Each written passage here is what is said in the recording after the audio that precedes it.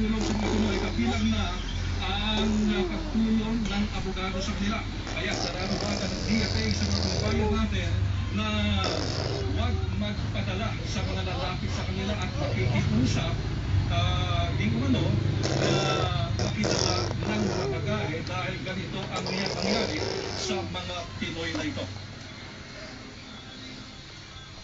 I can assure you hanggang ngayon dahil yun ang utos ng ating Pangulo ay patuloy yung ating engagement with the Chinese authorities.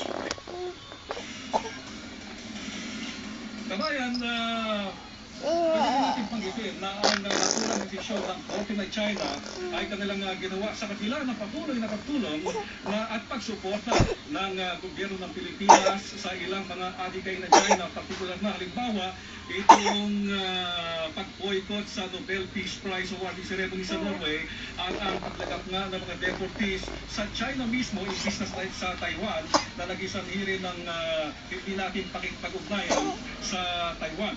At kabayan, actually, 5 ang nasa death row, pero yung dalawa nakakuha pa raw ng parang degree ng 2 taon at pag-aaralan pa ng Korte ng China.